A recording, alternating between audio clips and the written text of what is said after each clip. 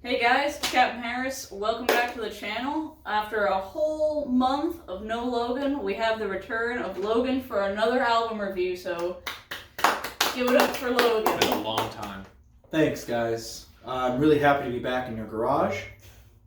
Let's get to it. Alright, so today we Today we're just going over our thoughts and feelings on Mastodon's new album, Hushed and Grim.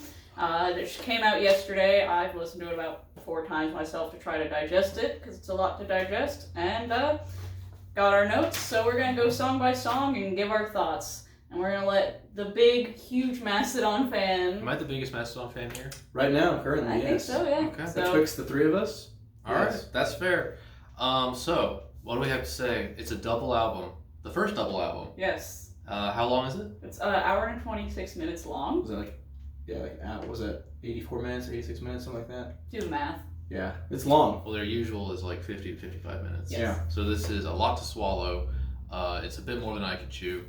But, you know, we've had it all, so. We've had it all. Let's get started. Yeah, let's go. So, first song, and again, we went through the albums on our own and came up with these opinions on our own, and we have not discussed them really, so this will be interesting.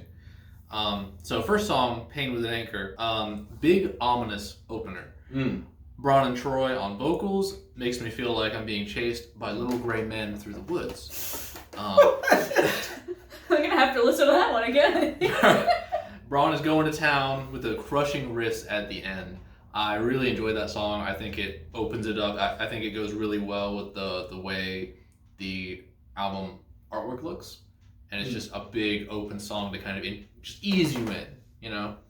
Yeah, so in my notes I said this song doesn't do a whole lot for me in comparison to the other songs on the album. I think it's an easy way into what this album has to offer. It's got the standard Mastodon vibe, like what you would expect a Mastodon song to sound like. It sounds like it. And there's some good, thick, nasty riffage near the end that I really appreciate. And I personally gave it a 6 out of 10, just in comparison to the rest of the songs. Oh yeah, I did give it a 7 out of 10. Okay. I thought it was a very interesting opener in terms of albums for them. It was very, at least drum-wise, like coming in so heavy on the drums, very like skin in my teeth, very Where Eagles Dare, really just showcasing individually like what each member of the band can bring them. And obviously, as we said, the riffs at the end were just absolutely like thunderous. The thickness of those riffs. It's just classic nasty. It's just classic Mastodon, and I think it's a good way to get into the album. It's a way to start it and say, like, if you're new to Mastodon, it's a good way to be introduced to the album. But obviously, we're about to get into whether or not that pace continues with songs like THECRUX. It's obviously kind of a ballsy move to do a double album because, you know, is all of this stuff going to hold up together, you know? Because, we got 15 songs here? Yeah. Yeah, so let's go to number 2, THECRUX. And I wrote down this one is a real foot tapper. And Brent's solo comes unexpectedly in the middle with a slower pace and almost reminds me of Strange World by Iron Maiden. It's got that kind of feel to it. It's got a little bounce to it and very, very atmospheric. And then it's straight back to just crushing riffs with impossibly fast snare rolls thanks to Braun, and I think it'll be a great live song. Alright, so I wrote that it has a great intro that kind of tricks you into thinking it's going to be one of the slower ones on the album, and it is not. It's a nice song, not a standout to me, but I would definitely jam to it live, and I really like the chill exit on it. I gave it a 8 out of 10. Oh, so did I. This is where the mood, I think, begins to shift. At least when you look in terms of like the totality of the album, and you go back and you look back at the entire scope of it. I don't know if it's like a rule of double albums where you have to have slow intros and slow outros. Well, you gotta eat at the time. You gotta eat that time up. I mean, you're making people pay double for the album. It's not worth it. Overall, I think, again, it's a great song, but there are things about it that I will get into later. Hot takes. Some hot takes. It's a good song, but is it really a good song? Yeah, so put a pin on the crux, because we're going to be coming back. That's part of my crux. It's part of the crux of my argument. So we'll come back. Good song. Part of your Ponzi scheme. I wouldn't say any of these songs are necessarily terrible, but we'll get into that. I'm getting ahead of myself. What's All right. next? The All single? in good time. All in good time, my dear. So the third song is Sickle and Peace. Interesting title, as they're known for interesting titles. Mm-hmm. Beautifully groovy song with an odd time signature that keeps your attention. Braun's vocal parts are very airy and haunting over some classic Mastodon chunky goodness. And for the musician nerds out there, the verse is 3 bars of 7/8 plus 1 bar of 8/8. Why would they do that? It just works. Mastodon. So I really like this song. You know, it's not one of my favorites on the album, but it's my least favorite of the 3 singles. And the main note that I wrote down is that damn funky time signature. And just as you said, you literally just gave it, but that damn funky time signature, it's a great song. I'm sure they'll play it well. I'm sure we're going to get all 3 of the singles. Yeah, I think we got all 3 of the singles live, and I think this song in particular, from the entire album, this is the one where they're like, you guys remember when we were a prog band? Like, we really like prog. Remember Mastodon? Let's do some, like, really prog stuff. But, I mean, but they're talented, they're capable musicians, so, like, when they do it, it doesn't sound forced. Like, because they've done this before, like, on Crack the Sky, I can't remember the song on it. Was it Last Baron that has that sort of, like, proggy bit in the middle? What is it? Yeah. They have these moments where, like, they like to adventure into those areas, and I'm glad that even still, they still want to go back and to continue to have these prog bits. So I mean, I like the song of the 3 singles, as you said, or the pre-released songs. I would say it's my least favorite. Yeah, I agree with that. But I wouldn't say, again, it's not a bad song. It's a very good song. I gave it a 7 out of 10. Just like I said, this is always in comparison to the rest of the songs on the album. It's not like 7 out of 10 in general. You know, we're not saying it's this out of 10. Out of every song we've ever heard in our lives. It's just within the album comparing to the other songs of the album. So don't think we're being too harsh here. Lenny Kravitz is always a 10 out of 10, so we're not comparing it to Lenny Kravitz. Right. Huey Lewis. Don't even get me started. That's on a scale unimaginable. Okay, number 4, More Than I Could Chew. I know this is a popular choice on forums we've read and online. Everyone likes to talk about this song. This was my favorite song on the album. And I hadn't read any reviews before I heard the song, so Hot take. It's not really a hot take. It's a pretty popular song. Hot take. I like what everyone else liked. If you like it, I like it. We like it. So this has instant classic written all over it. It's everything Mastodon is wrapped into a neat package. Love the riffage. Love the reverse reverb on Braun's vocals in the verses. They slow it down in the middle, adding depth as it moves along, and gets more emotionally impactful as it moves on. Brent kicks you right in the feels with that solo. And if you haven't... Oh, wait. And total Crack the Sky vibes. Big time. Yeah. What did you give it? 10 out of 10. Of course, it's your favorite song you did. Well, I gave it a 7 out of 10. Another one that, you know, I don't get into my favorite songs on the album till later. The only real thing I had to say, other than, you know, what you said, is groovy lyrics. I Have Lost My Way was stuck in my head all day yesterday, along with some of their other lyrics. So just like all day, I just kept going over like the catchy parts of the song. So that was like, I really like the lyrics in this one. So other than what James said, that's about all I got. This is where I think the album finds its true voice, like what the album really wants to say. Not just lyrically, but in terms of the emotiveness of the guitar solo or the vibe of the melodies and how they want the songs being structured. It's very, and plotting is not the word, but they're like wandering through these themes, and like there's this sort of like passive propulsion of this midsection of the album where we're getting really good stuff, but it's like a soundscape. It's more for you to take in versus like, oh, I'm gonna put on Curl the Burl and crank it. Like you're letting them wash over you. Yeah. Which I think... Which again gives me the Crack the Sky vibes. Crack the Sky, There's nothing on Crack the Sky that's just like, oh yeah, I love this song. It's something you want to sit down and really listen to. A couple years ago when we went to Atlanta to see them with Coheed and Cameron, they played all of Crack the Sky. I wouldn't have made that trip if it wasn't for the Crack the Sky being played. Like, because that album is so... Just perfect. It's just such a concrete piece of greatness. Yeah, so that was really great. Yeah. Okay, so we're getting to number 5 here, The Beast. Well, interested to see what you think about this one. We know who wrote this one. Definitely who wrote this one. First time hearing Brent's voice in the 5th song feels like sweet relief. The song is straight from the heart, which is typical for Brent and really Mastodon in general. Brent's solo is just mind-bending, and I don't know how he does it. 8 out of 10. So this was number 4 on my top 5 songs. Spoiler. I didn't even think we were doing a top 5. I wrote my top 5 down so I could name it when Sure, I had we're not doing a top 5. Anyways, it's my number 4. It's my number 4 on my top 5.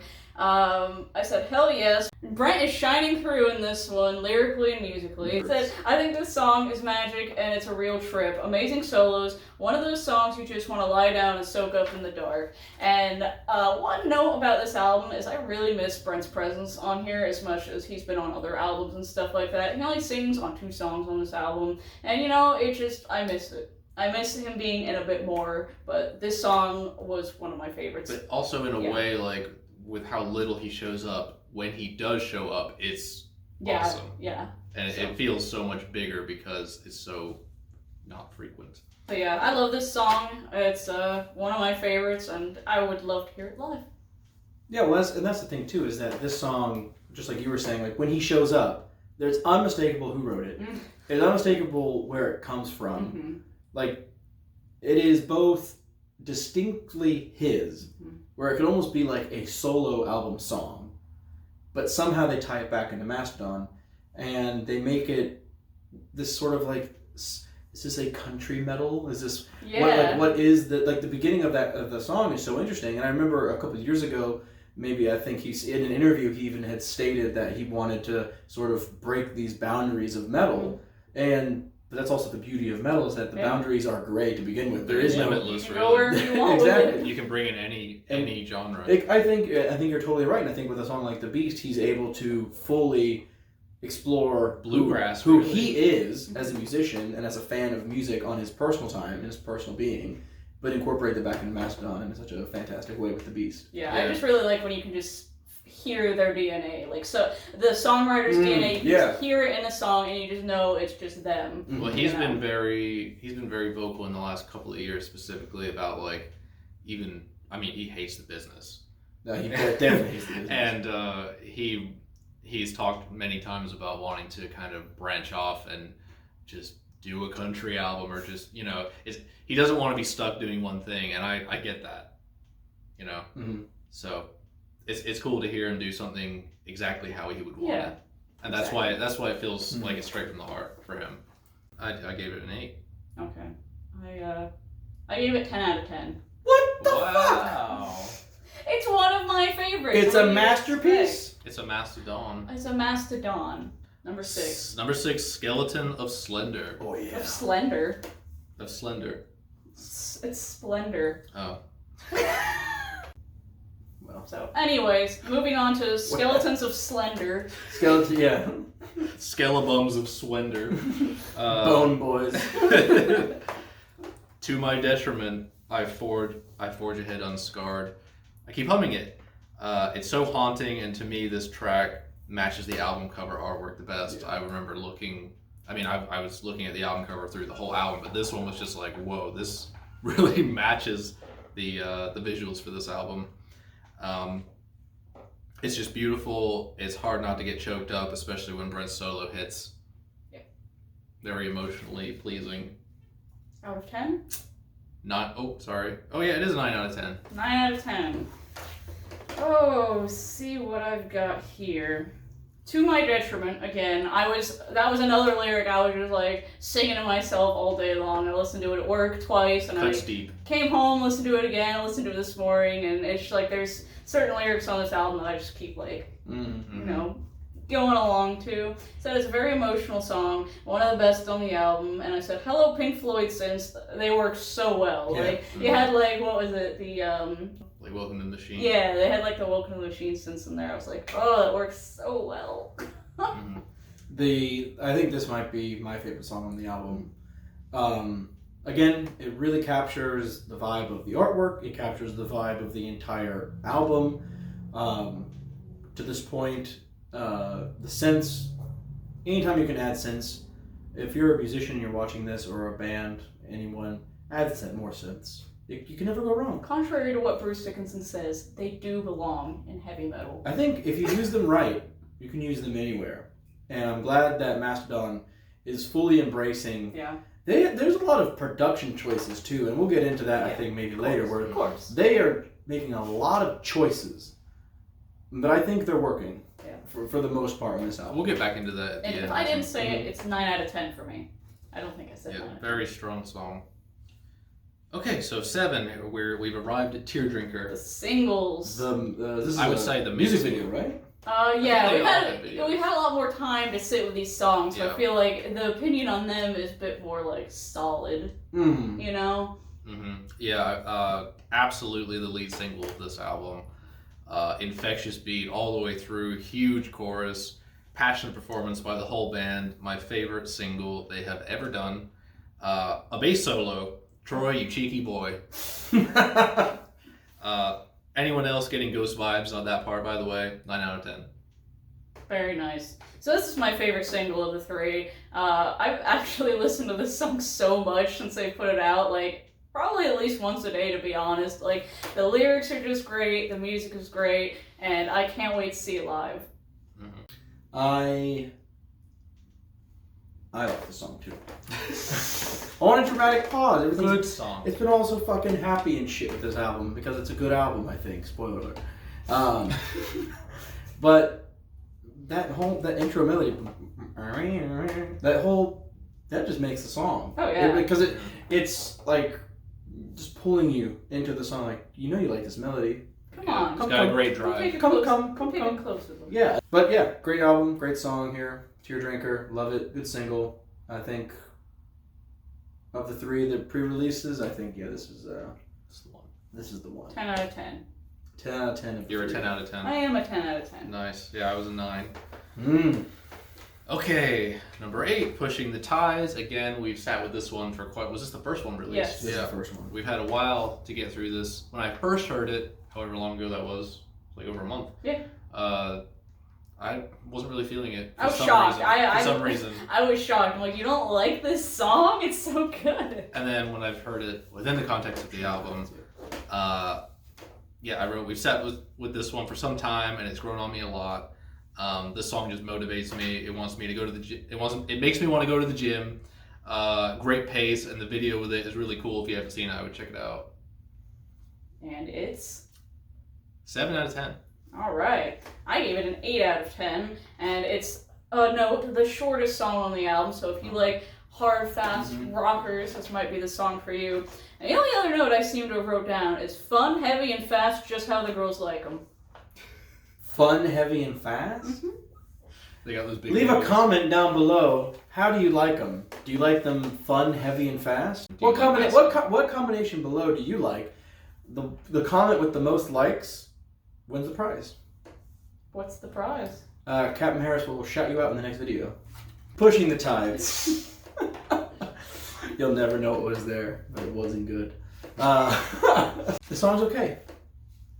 It's perfectly adequate. It is a Mastodon song. It hits the Mastodon points. 6 out of 10. That's fair. It just is. It is. I get what you mean. I mean, it doesn't really stick out in their career. No, in their career, that's the thing. Is like, I get it why you put it out first. It's the first single. It's short. It's like Show Yourself. Yeah, Show Yourself. Show Yourself's a great song. Mm-hmm. But again, like, It's not a standout song in her career. are you going to go back to Emperor Sand and listen to Show Yourself all the time? You know, probably, because it's like one of the earlier songs, but it's on the rotation. But when I think of like the catalog of Mastodon, it's not in my top 10 of songs I would want to hear live. Mm-hmm. Haven't heard it live yet, but I think it's a fine song. It's not. It's a fine man. It's a fine man. All right. Number 9, Peace and Tranquility. Finally. All right. Not what I expected from the title. This song is a gut punch for musicians. It will take multiple listeners to dissect this track fully. Yes, more Brent's vocals, delightfully weird. All right. This was my number 1 song on the album. I absolutely 7 out of 10. Wonderful song. I gave it. Let me ask. I gave it a 10 out of 10, being my favorite song on the album. Math metal vibes, that's it. I think it's my favorite. So many seriously great riffs in here. That riff, you know what I'm talking about. She's never heard of mathcore. You know what I'm talking about. You know the one. 10 out of 10. Throw me off. Yeah, so just, it's my favorite song. So many great riffs in there. I love that clean bit that, you know, just sort of sounds banjo-y like Bren, but... Oh, it's Brent. Yeah. Yeah, this is the only other song he sings in too, right? Yeah. Yeah, And even in that song, it's pretty sparse. Yeah. So, 10 out of 10, my favorite. So Peace and Tranquility, it is an absolute assault on the senses in terms of, I think, a song. Like, it really goes after you. It is, unfortunately, though, and we're getting closer to what I'm wanting to talk about, it is part of this, it's part of the album that I think starts to get different. And we can talk about that towards the end. It's a good song, but where I'm starting to, as I'm listening to it for the first time, I'm now beginning to sort of feel taken out of the album. Mm-hmm. And I will tell you what I mean after the break. Well, let's just move right on to number 10. Dagger. Dagger. Okay, so this song has sinister, bassy undertones that almost tips its hat to Pink Floyd again, Welcome to the Machine, and songs like Empty Spaces from The Wall come to mind. Lots of prog. Mm-hmm. The lyric, the price we pay to know you, I wonder if it makes other people think about some people in their life or in their past like it did for me. Yeah. Ooh, deep. 6 out of 10. Wow. Well, this was my second favorite song on the album. I love the atmosphere it creates. I love all the weird stuff like the organs, the riding drums, and whatever that string instrument they put in there is. And I said... The guitar. I love it. Second favorite, and like I said with the lyric with him, I don't know if we're taking that lyric the same way, because it's like being about Nick John, the price we pay to know you could have been like, you know, we have to go through this grieving process. That makes sense. Yeah. So that's the interesting thing about music is you can take a lyric however you want. Mm-hmm. That's how I took it when I was reading through the lyrics while going through this, and I knew you took it like a completely different way, but knowing that it's about Nick John, that's what I thought. That's the good thing about Mastodon is you can apply it to anything that you can think of. And that's another good thing about this album too, is that you're getting so many different, you're getting very different vibes from each song, but with a very cohesive structure to them. And I think Dagger continues this like through line of like, this album is just consistent, just very consistently good. There's not one song. There's no like high highs and low lows. No, it's just like I've never like, because there's some albums, everyone has an album where like, oh, everything's good, 6th track is shit, keep moving. Like this album just, everything is just clicking. Like this might be their best album in terms of just how consistent they are throughout. But we still have songs to go. All right, number 11, Had It All. I know this is another very popular one I've been reading online. A lot of people seem to like this one. Yeah, it seems to be a lot of people's favorites. But James, does it have it all? Funny enough, the main guitar parts remind me of Def Leppard's Hysteria. If you don't know what I'm talking about, go and listen to Hysteria, and you might hear it. This song has a lot of room to breathe. Brent rocking the wah pedal on this one. Slowest tempo of the album. Passionate vocals from Troy. The light will guide you alone. I can position your way. You're going to make it. Very uplifting. It's a nice calm before the storm of what comes after this song. Out of 10. 7 out of 10. I gave it an 8 out of 10, and I said it stirs up a lot of emotion, and it's probably the most emotional song on the album. And it won't be a common listen for me, but that's just due to the nature of the song. With like pretty emotional songs like that, I just don't tend to listen to them a lot. It was the same with Darkest Hour on Senjutsu. Why do you feel like that's part of the way you listen? I don't know. I'm just usually in a good mood, and I'm not usually into... I don't want to be sad. Then how do you explain your love for a Cold Dark Place? It's not sad. It's sad. It's not to me. It's. I don't think of even the EP title "Cold Dark Place" doesn't necessarily. Look, it's not the same. I don't know how to happiness. explain. I don't know how to explain it, but there's just certain songs that there's just a certain emotion there where I just don't listen to it very much. I'm driving along and I'm in a good mood. You don't cry while you're driving? No. That's common. You can do that. Logan, what do you think about Had It All? That's why we have tinted windows. And Had It All. So unlike the previous album review I was on, where like we were dissecting things weeks in advance, I didn't know actually how long this album was. There's one of those things like, oh, Mastodon's coming out with a new album? I'm going to buy it. I'll listen to it. Because that's what you do. It's compulsory at this point. Like a Monomarth new album, Behemoth new album, Mastodon new album, I buy them. I don't know anything about them yet. I just buy them and listen to them. As I'm driving, I'm listening to this song, and I'm like, yes, this is good. Oh, finally. What a great way to end this album. This is the way to do it. Honestly, Had It All, 9 out of 10. I was vibing. I was loving it. Couldn't wait to restart the album again. Plot twist. Plot twist. I was kicked in the nuts by the next song. Savage Lands. Savage Lands. Yeah. I get what you mean about Had It All could definitely close. I mean, it's the 11th song. This would be a normal, normal album length. Normal album length at 11. And then it just kicks you right in the nuts with Savage Lands. It's like, we ain't done, bitch. No. Wake up again. I wrote down, I wrote down, tasty. Did they call up a Monomarth for some Melodeath pointers? Bronze kick drum really sticks out here. They definitely cranked that one up to 11. Yeah. And makes your head feel like a punching bag. Second half slows down and ends in typical Mastodon fashion with slow-paced, airy solos. I personally would have liked this song a lot more if they just maintained the energy from the first 2/3 of this song. I don't feel like the song needed to go proggy and ambient at the end because we have plenty of that in the rest of the album. But that was just a solid, like, go at your throat Melodeath song.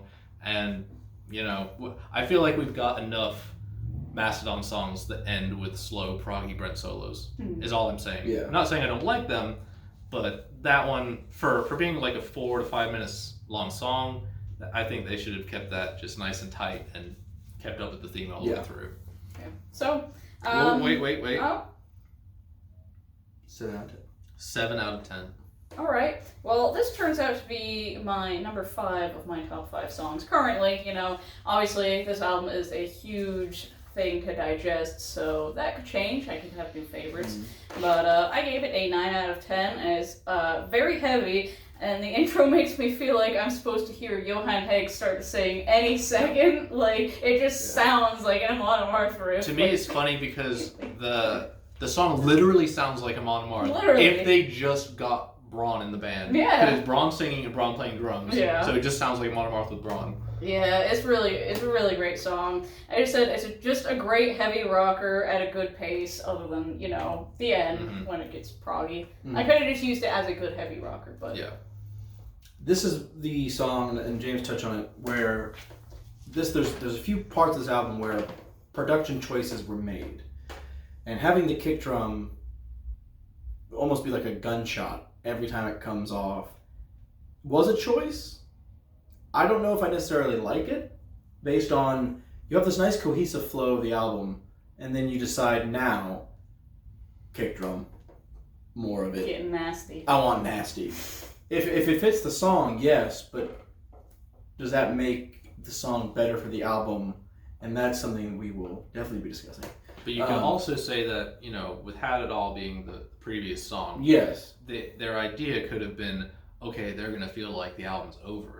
And then we'll kick him in the teeth. Yeah, with you know. So let's turn it up. Which again, like, that comes down to a sort of artistic choice, production choice. Again, song is what more can be said. It is a face melter. It is like if they played this live, it would be huge.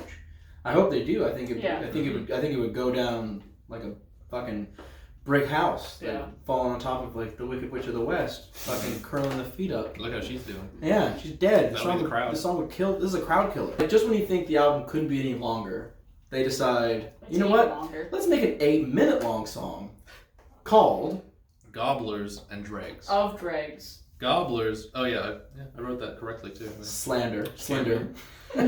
Gobblers of Dregs. Does anybody know what that means? Ask Braun. Braun? He wrote that, right? Well, Yeah. This one is on the longer side. The first half doesn't do much for me, considering what I've already heard from this album. But then, at the 4-minute mark, the whole feel changes, led by an intense hi-hat work by Braun, and builds up the tension to the point where you are like, come on, do it. And then, that clean guitar groove hits, and the relief is instant, like a sip of hot tea on a cold winter's day. Very nice. Bass work from Troy on this one, 8 out of 10. So I gave the song an 8 out of 10. More synth, very sci-fi. They had like that sort of alien sort of synth. You always hear. Again, little gray men. They're popping up all over this album. They're everywhere. They live in the tree. Keep your eyes open. They're out there. The universe and you. I knew James would say something about the 4-minute mark, so I just wrote down, I'm sure we can all agree the 4-minute point, things get sick. So, Spicy. They're grooving. 8 out of 10. Yes, I gave it 8 out of 10. Well, that's what I'm saying. I'm also saying 8 out of 10. Is that all you have to say? Yeah. It's a long song. That's I mean, fair. we're getting to the point where this album is firmly telling you exactly what it is. Firmly grasping you by the neck. Yeah, and you wonder, how much more of this can I take? How and when is this going to end? Yeah, because it's 86 minutes is not a long time, but sometimes it can be. So we get to the 14 songs. We get to the 14th song, I Have Serpents. Okay, intro instantly grabs my curiosity. This one's interesting. What is this? This is a shimmering light, led by Braun's infectious right foot. This one has me smiling all the way through. Last third of the song has a super cool guitar harmony part, again ending with an airy solo by Dirty Behinds. 7 out of 10. Dirty Behinds. Dirty Behinds. Nice. Mm-hmm. I gave it a 7 out of 10 as well. Nice. So it's a big song. It feels like it occupies a lot of space, like a really big space. It's just really atmospheric. And it's not as much of a standout song as the others that I had mentioned earlier in my top 5 for me. So, yeah, 7 out of 10. It's pretty good, but it's getting to that point. It's getting to that point, like you said, where it's like you get so much atmosphere. It's like, was it worth it Yeah. to keep going with these songs? Yeah. We're going to discuss that. How do you feel about the song? But after that, how I feel about it, again, I think a 7 out of 10 is reasonable because the harmony is great. There are definitely parts of the song that are just you're also amazed that, I mean, that's not that these guys don't put out a lot of music. I mean, Emperor Sand came out in 2017. Mm-hmm. They did an EP and they did that compilation that had the one new song. So it's not like these guys don't write new music often.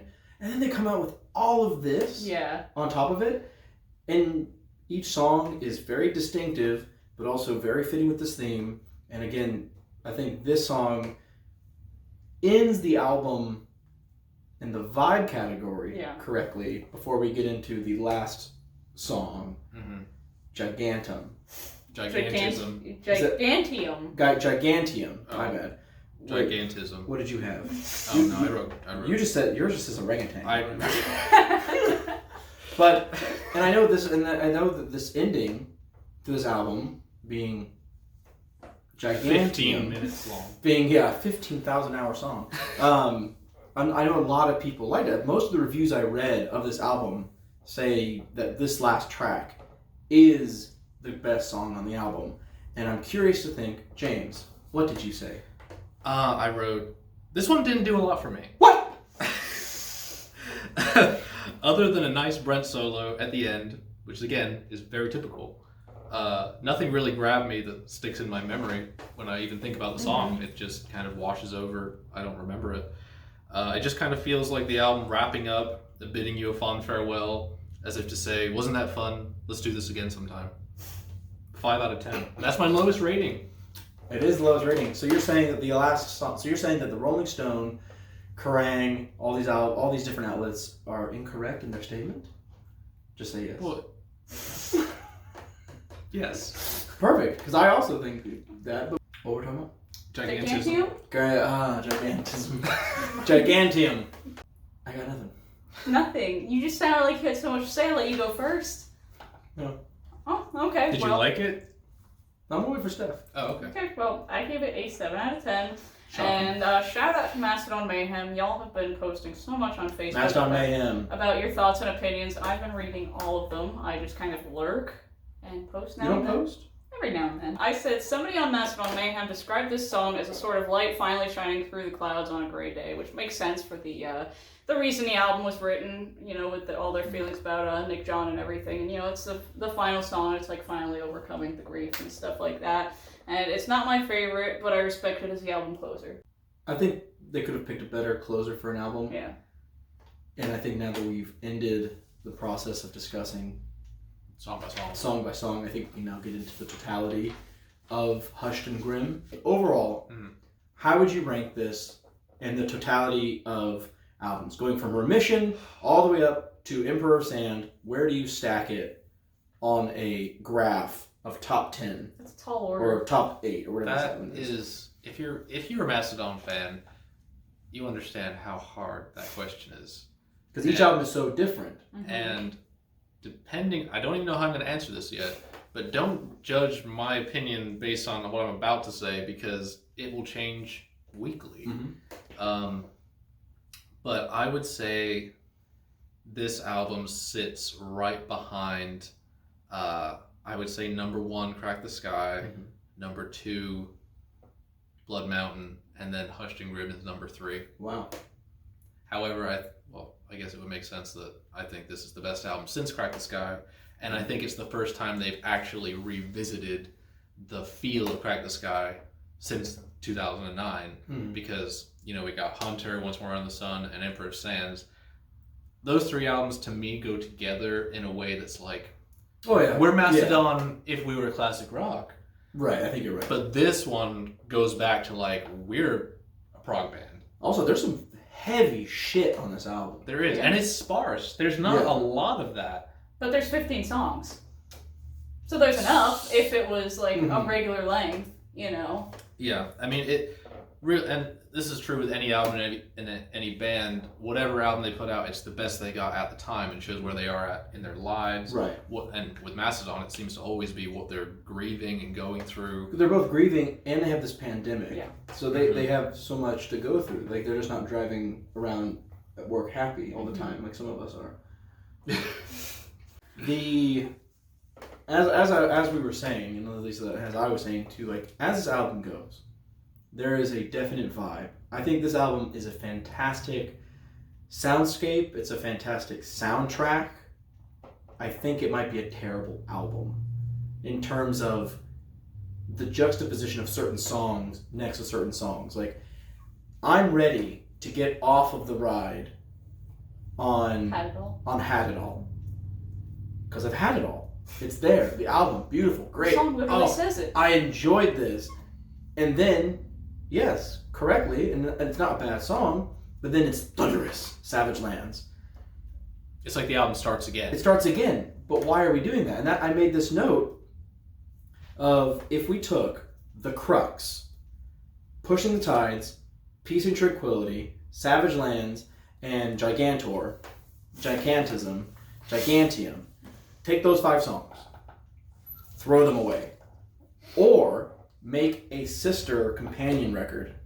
Or an EP, like Cold Dark Place. Because those 5 songs, if you remove it, Hushed and Grim, I think, might be the best Mastodon album of all time. With those in it, there's this weird starting and going that I don't necessarily hate. It's just, if all the songs are very much riding the very same wavelength, and then Savage Lands is like here, and then I have to go back to this, it's really taking me out of my listening experience. Whereas Crack the Sky is just like a uniform, like, wow. Yeah. From cover to cover, that thing fucking just slays. I think those 5 songs, which are great songs, if they were on their own, like if you had an Opeth Damnation and Opeth Deliverance, 2 companion records that have very different vibes, I wouldn't have the same complaint. And in fact, I would think, like I said, this would be, I think, a flawless record without that sort of like stop-go nature. I'm not sure I agree with you. Sure. But, and it's not to say that you're wrong, because I'm not. I mean, none of us have had enough time to actually fully digest No, I this only yet. started listening to it yesterday, yeah. But having sat down and just listened to the whole thing uninterrupted with headphones, Mm-hmm. I think it's great. Mm-hmm. But there are some parts where it gets to be like, oh, we've heard this part in the album already, and then you hear it a third Yes. time, and then a fourth time, and a fifth time even. Where it sounds like more of a soundtrack, where like it's a replaying of a theme. Mm-hmm. I can see that. But that would make sense for a concept album. Yeah. We couldn't really call this a concept album.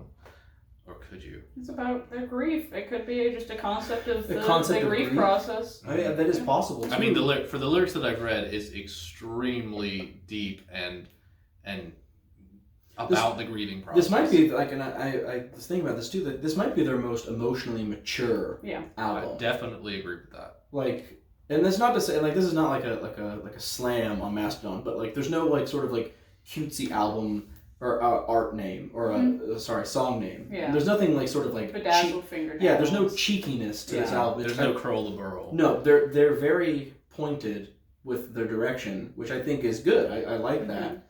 It's just there are certain parts where, because it's more of like a vibe soundtrack. I'm like, why are you replaying this part again? And then why are you now suddenly playing this so fast? And why is that kick drum so loud? But at the same time, but still Mastodon. So I'm like, in my head, it's not like I was disappointed. I'm gonna listen to this album a lot, and I know when we see them in November, when we go up to New York to see them with Opeth. Stay tuned for that. I know I'm gonna be absolutely going shit crazy, but there's this part of me where it's like, is this an album I can just put on shuffle and find like, oh yes, there's that song because I remember this individual. Like, there's no. I think I can condense what you're trying to say. Please do. Like, I'm going. This video is very long. If I condensed it, I would say, and this is my thoughts personally too, is that when you think of like the EP A Cold Dark Place, that is one emotion all the way through, and it just flows nicely from 4 songs. And I don't know if I can keep up the same mental and emotional wavelength for more than that, because, and I know the idea when they wrote this album was, okay, there's going to be a lot of emotional songs, maybe some slow-paced stuff and some clean guitar stuff, and then, you know, just to rustle them up, we'll throw in the bangers, and it's like, but to me, the bangers kind of bring me out of the state, and it's almost like it could be 2 EPs separated. If you take the bangers out, it's a sub 60-minute record. Right. And I want the bangers. I love the bangers. And that's the thing is, I want the bangers too, but it's so hard to digest taxing. it all. It's like, could you imagine if Savage Lands was the middle song on Cold Dark Place? No. It just makes no sense to me. It's like, I'm trying to keep up this, like, I can listen to A Cold Dark Place and play it from front to back and be like, great, I feel, you know, I felt the emotions I need to feel, and now I can move on to something else. But this is like such a roller coaster and surprises you, and some people will like that and some people won't. So I know that it's your third, you think it's third. Right now it's I third. have it third in the list of my favorites. So then let's say, like, on a grade scale, A through F, what kind of grade would you give Hushed and Grim? I would have to say A. A? Yeah. God, I think I'm too early into it. Like, I was thinking, if you guys are like gonna ask me like a synopsis of the album, I don't know. I just think it's too early for me to give like this kind of opinion myself. Like, I don't know. I would say hot take. I would say B right now. If it's from A to F, not S to F. Because if it's from S to F, I would give it an A. But if we're doing A through F, I would say a B right now. But that is not solid at all. Like, I don't have like a real solid. How do you place it in the Mastodon? Like your top 3. I'm bad at this with any band. Well, Crack the Sky is my favorite. We're not including Cold Dark Place, right? You can. Cold Dark Place is my favorite thing they've ever done. That's my favorite music that they have. And then I would do Crack the Sky. And then I would probably do Once More Around the Sun and then Hushed and Grim. Okay. Because I love Once More Around the Sun. Striking Cold Dark Place. I have the exact same as Steph. Yeah. I think Crack the Sky is the best. Once More Around the Sun, fantastic. And then this. And then Even with all the criticisms that I do have of this album. Well, you're just You know, the it's healthy. pluses still outweigh the minuses, because the minuses don't necessarily detract from the album quality, because the songs are still good. Well, It's not like they had 5 songs that are absolute dog shit. No. I didn't think any of the songs were bad. all the songs are great. It's healthy to have criticisms of the bands you like, and I feel like it was the same way Nope, for Senjutsu. fanboys don't agree It with was the same for Senjutsu. Like, we love Iron Maiden more than anything, but we have our criticisms of the music. But the only things I wrote is just like, you know, the solos on the album are top notch. I miss Brent.